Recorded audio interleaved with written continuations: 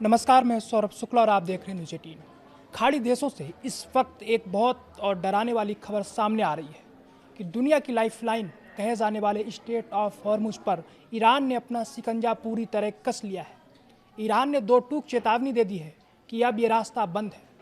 खबरें आ रही हैं कि समंदर के सबसे संवेदनशील रास्ते से कई एलएनजी टैंकरों को मजबूरी में वापस लौटना पड़ा है। हालात इतने तनावपूर्ण हैं कि यूकेएमटीओ ने जहाज़ों पर फायरिंग की घटनाओं की पुष्टि की है। लेकिन सबसे ज़्यादा चौंकाने वाला है ईरानी नेवी और एक जहाज़ के बीच हुई बातचीत का वो ऑडियो जो अब पूरी दुनिया के सामने है। इस वायरल ऑडियो में ईरानी नेवी का अधिकारी साफ लहजे में कह रहा है कि हॉर्मुज बंद है और याद रखना ये किसी इडियट के ट्वीट करने से दोबारा खुलने वाला नहीं है। हॉर्मुज जल डमरूमद को लेकर ईरान और अमेरिका के बीच तनाव पूरी दुनिया देखने लगी है। ताज़ा घटनाक्रम में ईरान की नौसेना ने एक व्यापारिक जहाज को साफ संदेश दिया कि ये जलमार्ग अभी भी बंद है और इसे सिर्फ मुस्तफा खमेनी जो ईरान के सर्वोच्च नेता हैं उन्हीं के आदेश पर ही खोला जाएगा।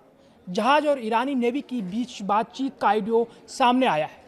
जहाज के साथ हुई बातचीत में ईरानी नौसेना ने कहा कि जल डमरू मध्य किसी इडियट के ट्वीट से नहीं बल्कि खमेनी के आदेश से खुलेगा।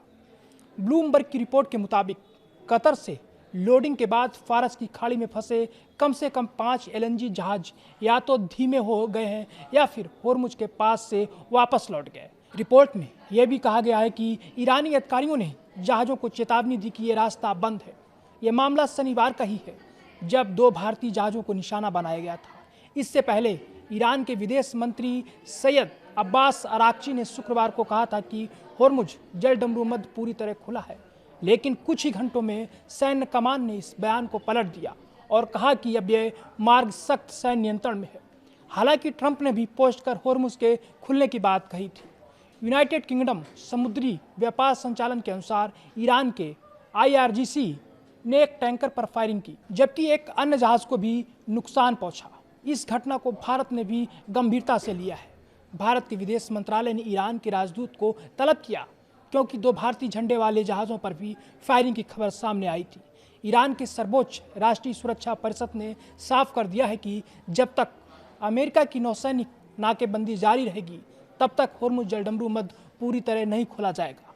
परिषद के मुताबिक जहाज़ों की आवाजाही अब ईरान की अनुमत तय रास्तों और शुल्क के आधार पर ही होगी।